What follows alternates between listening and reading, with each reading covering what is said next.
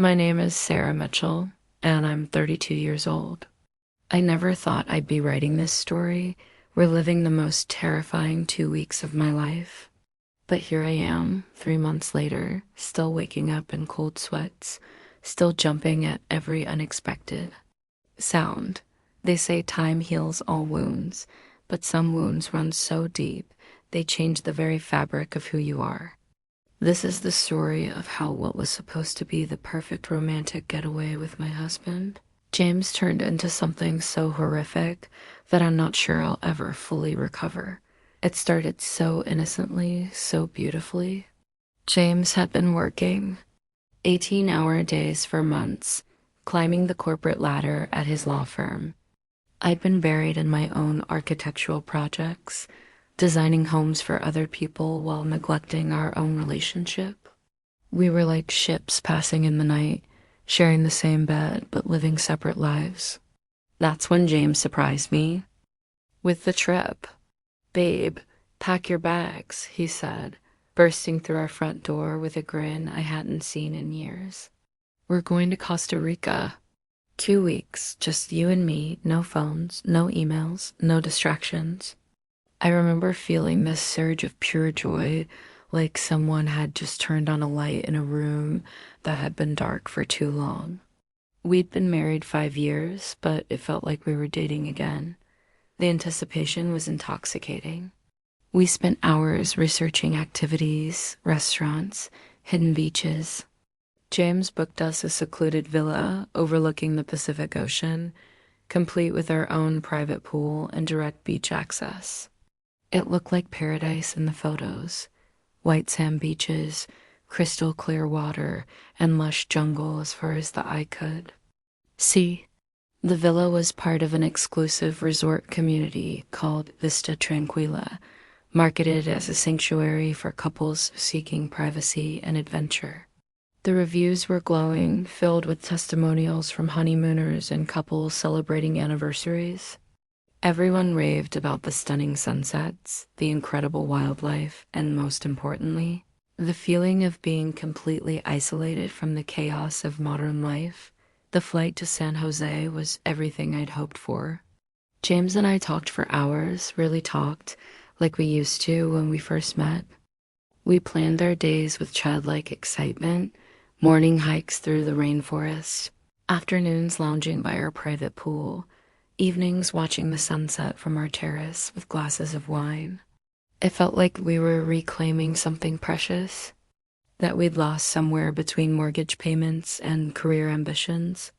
The rental car pickup went smoothly, and soon we were driving through the most beautiful landscape I'd ever seen.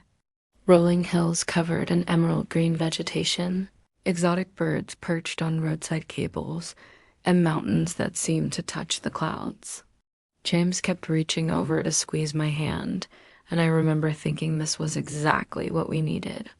The GPS guided us down increasingly narrow roads as we ventured deeper into the Guanacaste Peninsula. What had started as well-maintained highways gradually became gravel paths winding through dense jungle. The further we drove, the more isolated we became, but that only added to the excitement. We were escaping civilization, finding our own little slice of paradise. When we finally reached Vista Tranquila, my breath caught in my throat. The photos hadn't done it justice. Our villa sat perched on a cliff overlooking the ocean, with floor-to-ceiling windows that offered an unobstructed view of the endless Pacific. The architecture was stunning, a perfect blend of modern luxury and tropical design. Inside, everything was exactly as promised.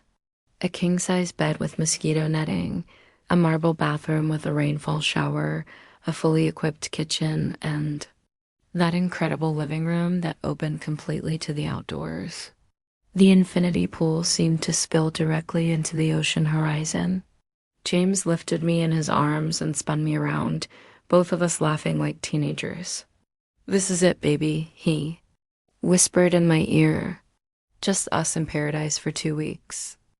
That first night, we made love like newlyweds, then fell asleep to the sound of waves crashing against the rocks below. The first 3 days were absolutely perfect, like something out of a travel magazine. We woke up to the sound of howler monkeys in the distance and toucans calling from the trees surrounding our villa. James made coffee while I stood on the terrace in my silk robe, watching the sunrise paint the sky in shades of pink and gold I'd never seen before.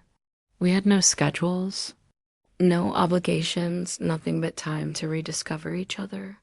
We hiked through Manuel Antonio National Park, where we saw sloths hanging motionless in cecropia trees and colorful poison dart frogs no bigger than my thumbnail. James photographed everything, creating what he called our memory collection. I'd catch him looking at me with this expression of pure contentment, and I knew I had the same look in my eyes. We were falling in love all over again. The evenings were magical. We'd open a bottle of wine and sit by our pool as the sun melted into the ocean, painting everything in golden light. James would play his guitar, something he hadn't done in years, while I curled up beside him, feeling more peaceful than I had sensed before we got married. We talked about our dreams, our fears, our hopes for the future. He mentioned wanting to start a family, and for the first time in months, the idea didn't terrify me. On the third night, we decided to explore the nearby town of Tamarindo for dinner. The drive took us through winding mountain roads bordered by thick jungle. James was in such a good mood, singing along to the radio and making jokes about my terrible Spanish pronunciation when I tried to practice ordering food. The restaurant was charming, open-air dining with fairy lights strung between palm trees, and the sound of waves lapping at the nearby shore. We shared ceviche and drank too much wine, laughing until our cheeks hurt.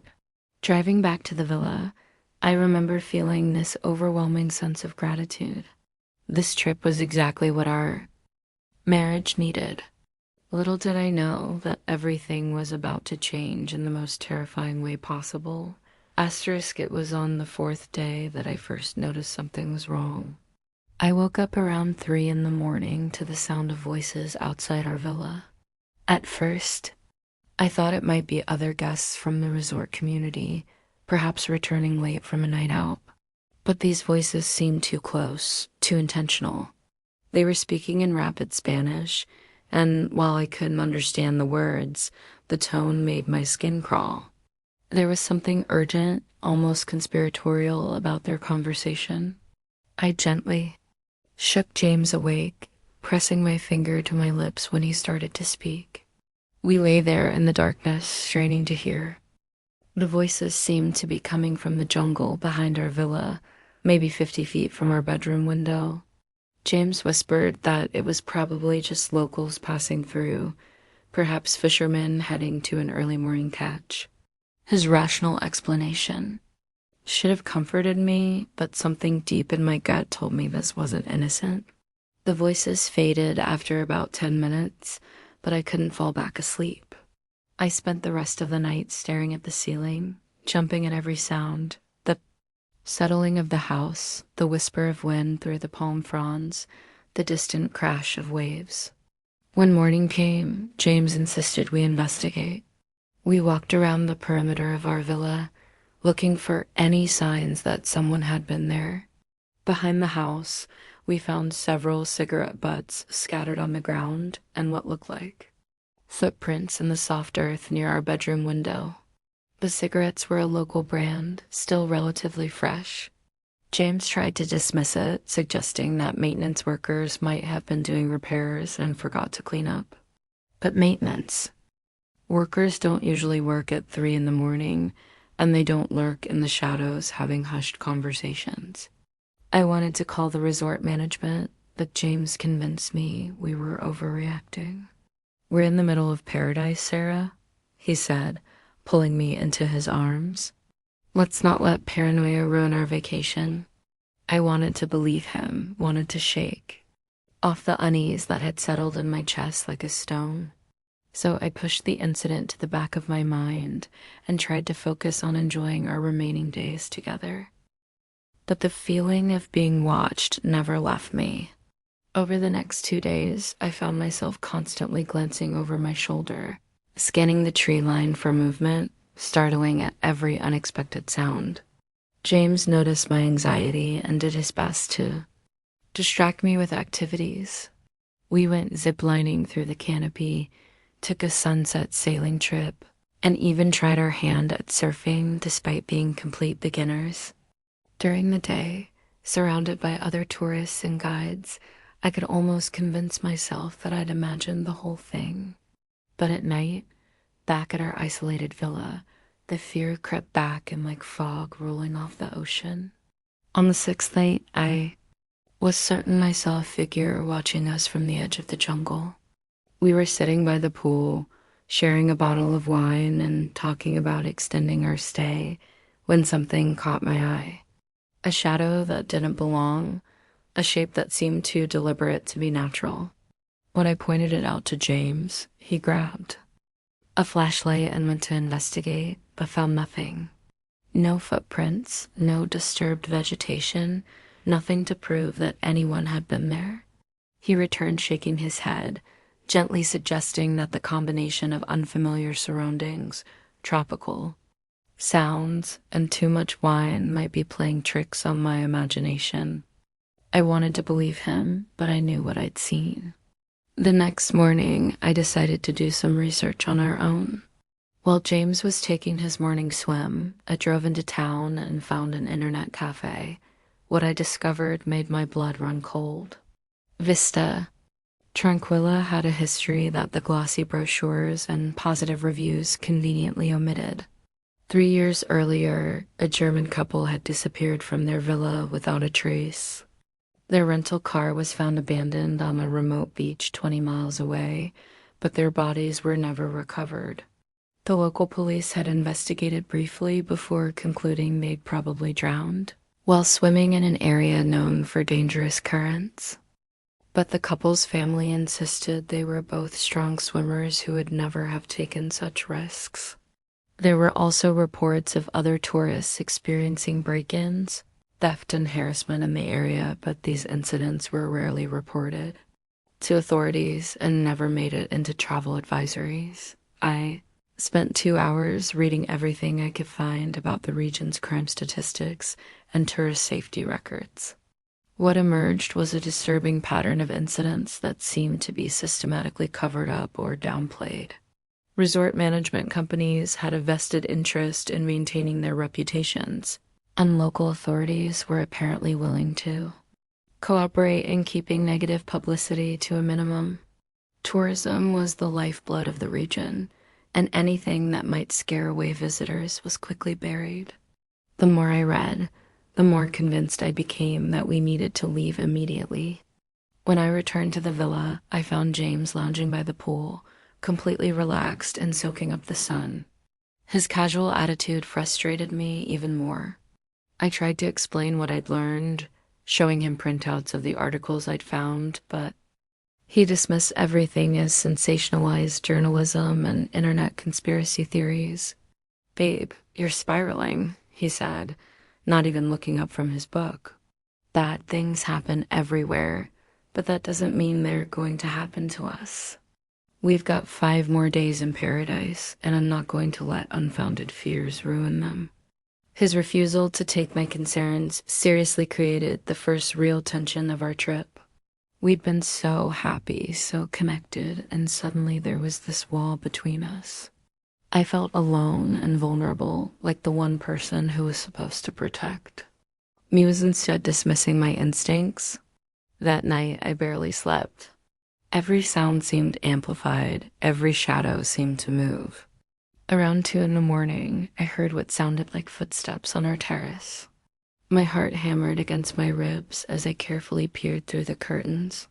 The moonlight illuminated our pool area, and I could swear I saw wet footprints on the deck, as if someone had climbed out of the water and walked around our villa. But when James woke up and checked with his flashlight, the deck was completely dry. He suggested I might have been dreaming, that the stress was manifesting in hallucinations. I knew I hadn't been dreaming, but I also knew that arguing would. only make things worse. The gulf between us was widening, and I felt increasingly isolated in my fear. The eighth day brought a new level of terror that I couldn't dismiss or rationalize away. We decided to spend the afternoon exploring a secluded beach about 30 minutes from our villa.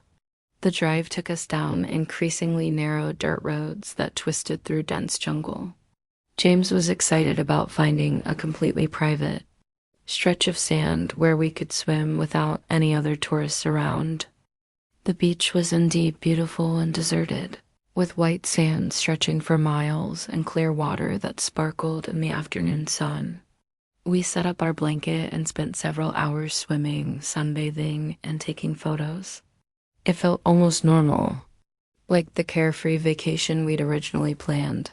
But as the sun began to set, I realized we weren't alone anymore. 3 men had appeared at the far end of the beach, maybe 200 yards away, and they seemed to be watching us.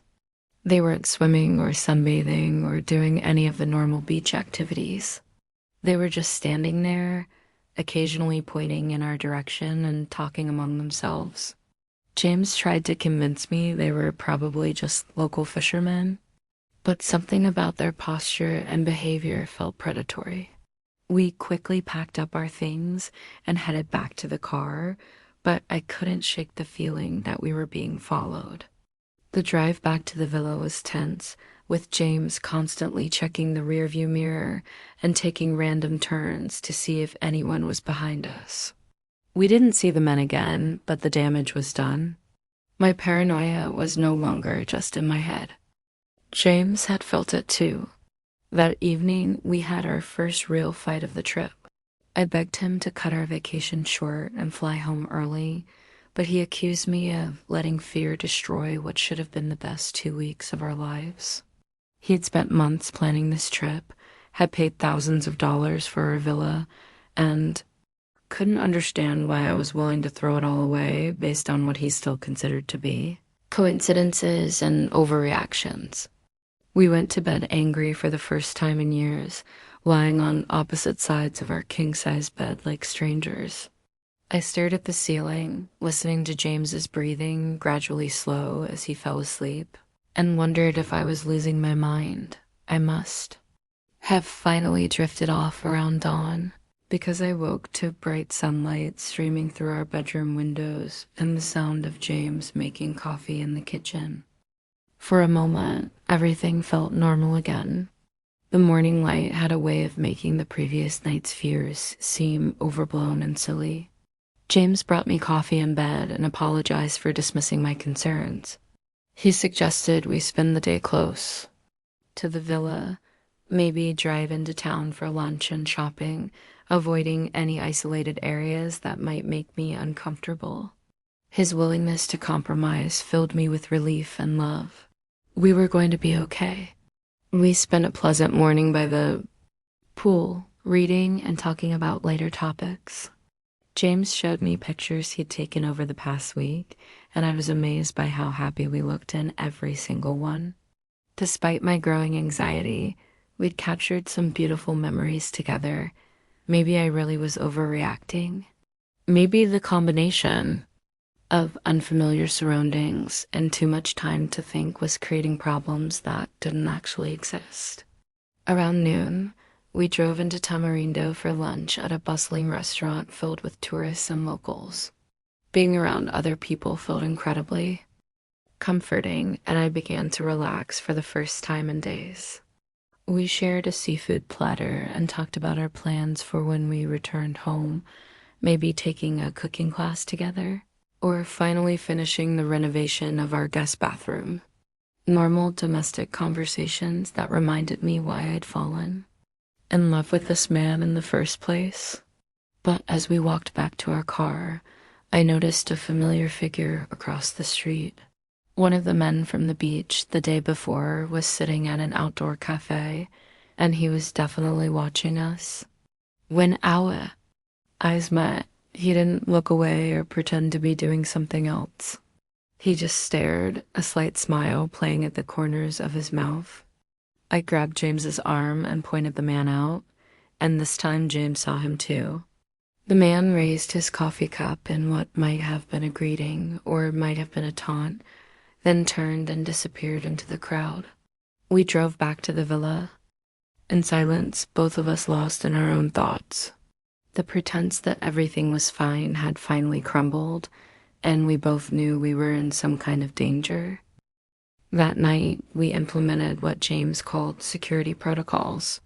We moved a heavy dresser in front of the sliding doors leading to the terrace, checked and double-checked all the locks, and kept a flashlight and James's phone within easy reach. We even discussed sleeping in shifts, but ultimately decided that would just make us more paranoid and exhausted. Instead, we pushed our bed away from the windows and tried to get some rest. I don't think either of us slept more than an hour or two. Every sound had us both sitting up in bed, straining to listen. Around 3 a.m, we heard what sounded like someone testing the locks on our front door. The handle turned slowly, quietly, as if someone was checking to see if we'd remembered to secure it. James grabbed a kitchen knife and crept toward the door while I clutched the phone, ready to call for help. But when he peered through the peephole, he saw nothing. The sound stopped, and we spent the rest of the night huddled together in bed, jumping at every creak and whisper. By morning, we'd made the decision to leave. James called the airline to change our flights while I frantically packed our belongings. We were scheduled to depart in 3 days, but we managed to get seats on a flight leaving that evening. The change fees were astronomical, but we didn't care. We just wanted to get home safely. As we loaded our suitcases into the rental car, I felt a mixture of relief and sadness. This trip was supposed to save our marriage, to reconnect us as a couple, and instead it had become a nightmare that we'd probably spend years trying to forget. But at least we were leaving together, and once we got back to the familiar safety of our own home, maybe we could salvage something positive from this experience. The drive to the airport should have been straightforward, a 3-hour journey on well-maintained highways. We'd made the trip from San Jose to our villa 8 days earlier without any problems. But somehow nothing about this vacation was going to be simple or safe. About an hour into our drive, James noticed that we were being followed by a white pickup truck that had been behind us since we left Vista Tranquila at first. We tried to convince ourselves it was another coincidence. Maybe the truck was just headed in the same direction. Maybe the driver lived somewhere along our route. But when James deliberately took a wrong turn to test our suspicions, the truck followed. When he pulled into a gas station to see what would happen, the truck parked at the edge of the lot and waited. The driver never got out, never bought gas, just sat there watching us through his windshield. My hands were shaking as I tried to call the police, but my Spanish wasn't good enough to explain our situation, and the operator didn't speak English. James suggested driving to the nearest police station, but we had no idea where that might be, and the thought of getting even more lost terrified me. Instead, we decided to try outrunning our pursuer. James had always been a good driver, and our rental car was newer and probably faster than the beat-up pickup truck. He pulled back onto the highway and gradually increased our speed, hoping to leave our follower behind. For a while, it seemed to work. The truck fell back until we could barely see it in our rearview mirror. But every time we thought we lost it completely, it would reappear, maintaining just enough distance to stay out of sight while keeping us in view. The cat and mouse game continued for over an hour, with James taking random exits and making unexpected turns while I navigated. Using his phone's GPS, we were both exhausted from the stress and lack of sleep, and our nerves were completely frayed. Then, about 30 minutes outside of San Jose, our worst fears were realized. The highway narrowed to 2 lanes as it wound through a mountainous region, and suddenly the white pickup truck wasn't behind us anymore. It was beside us, trying to force us off the road. The driver was one of the men from the beach, and he had a passenger I didn't recognize. Both were shouting and gesturing for us to pull over. James floored the accelerator, trying to outrun them, but their truck was more powerful than it looked. They pulled alongside us again, this time bumping our rear quarter panel hard, enough to send us fishtailing across the center line. What happened next still plays in my mind like a horror movie in slow motion. James fought to regain control of our car as the pickup truck rammed us again, this time harder. I remember screaming, clutching the door handle, and watching the jungle rushing past us at terrifying speed.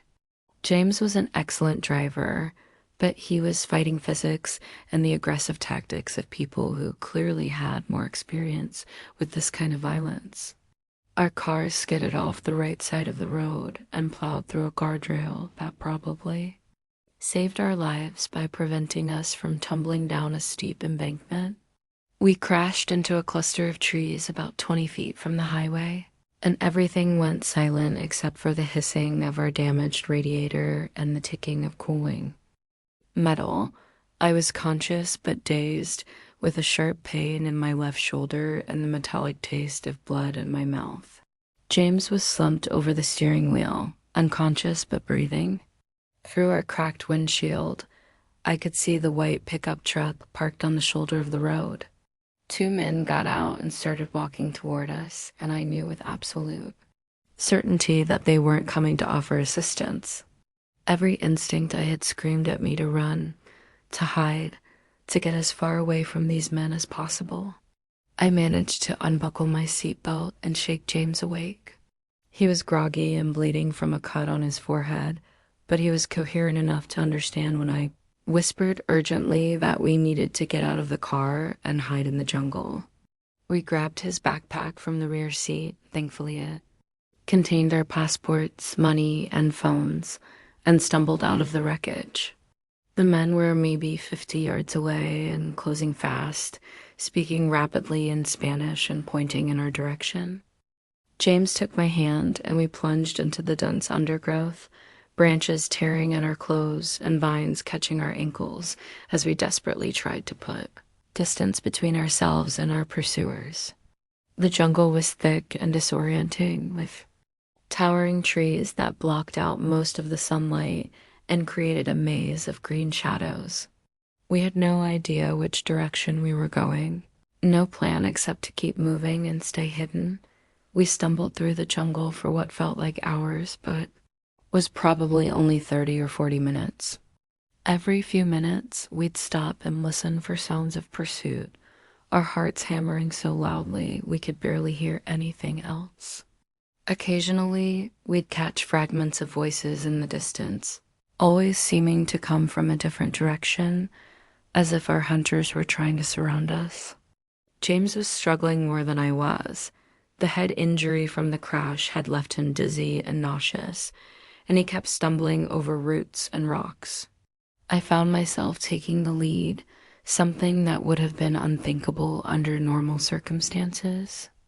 Fear had awakened some primitive survival instinct that I didn't know I possessed.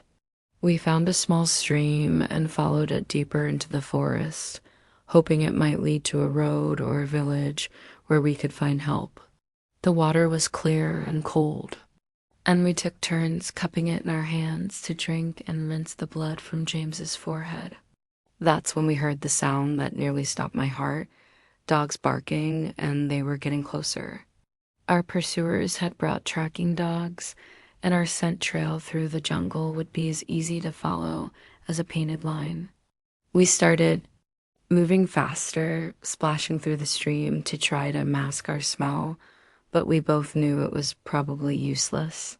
We were city people, completely out of our element, being hunted by men who clearly knew this terrain intimately. As the barking grew louder, we made a desperate decision to climb. James boosted me up into a large cecropia tree, then hauled himself up beside me despite his injuries.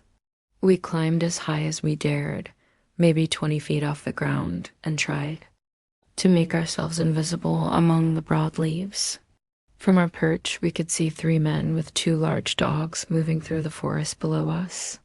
They were methodical and patient, checking every hiding spot, every dense thicket where we might have taken shelter. The dogs kept losing and finding our scent, confused by our path through the water, but they were definitely getting warmer. I closed my eyes and prayed harder than I ever had in my life, begging whatever higher power might be listening to make use invisible to let us survive this nightmare and see our families again. We spent 4 hours in that tree, barely daring to breathe as our hunters searched the area below us. Twice, the dogs came so close I could have reached down and touched them.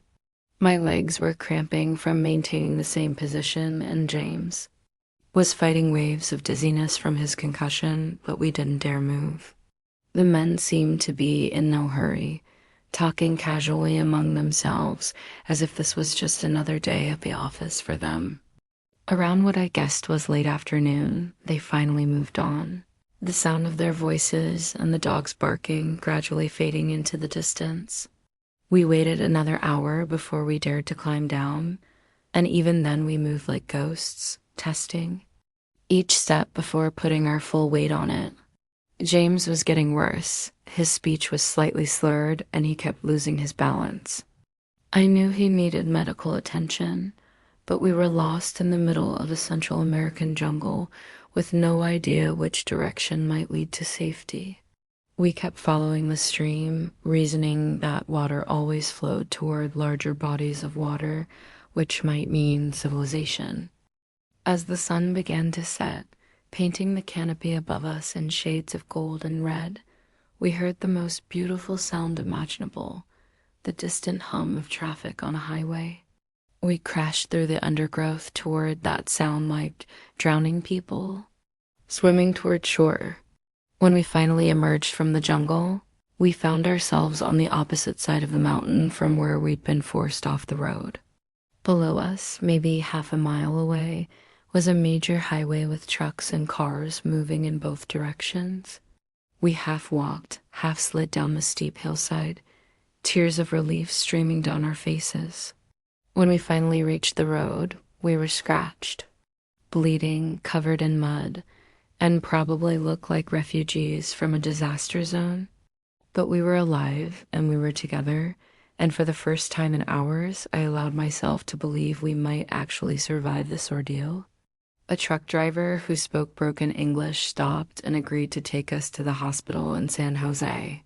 During the 2-hour ride, I held James's hand and watched the familiar landmarks pass by our windows, each one bringing us closer to safety and home. The hospital in San Jose was a blur of activity, bright lights, and concerned medical staff who spoke just enough English to understand that we needed help. James was immediately taken for a CT scan to check for brain injury, while nurses cleaned my cuts and examined my shoulder, which had been dislocated in the crash. During the long hours of waiting for test results, I finally felt safe enough to contact the authorities. A detective named Rodriguez listened patiently as I recounted our entire experience, taking detailed notes and asking clarifying questions through a translator. What he told me confirmed my worst fears and shattered any remaining illusions about our dream vacation. Vista Tranquila was a known hotspot for a criminal organization that targeted wealthy tourists.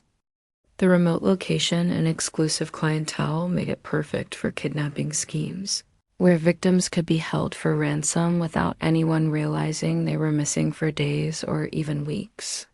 The German couple who had disappeared 3 years earlier hadn't drowned in a swimming accident. They'd been murdered after their families couldn't meet the ransom demands quickly enough. The men who had pursued us were part of this organization, and we were incredibly lucky to have escaped. Most victims weren't so fortunate. Detective Rodriguez explained that the local tourism board and resort management companies had been pressured to keep these incidents quiet to protect the region's economy. Families of victims were often discouraged from speaking to the media, and cases were frequently classified as accidents or closed due to lack of evidence. Our escape had disrupted A carefully planned operation, and the criminals would probably lay low for a while before selecting new targets.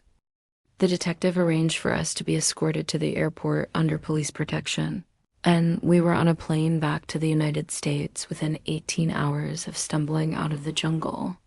As our plane lifted off from San Jose, I looked down at the green landscape below and shuddered to think that those beautiful mountains and forests had nearly become our tomb.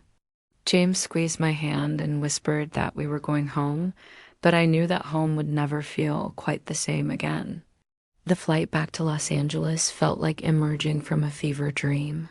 Every few minutes, I'd look around the cabin and marvel at the ordinary miracle of being surrounded by normal people doing normal things, reading magazines, watching movies, complaining about the airline food.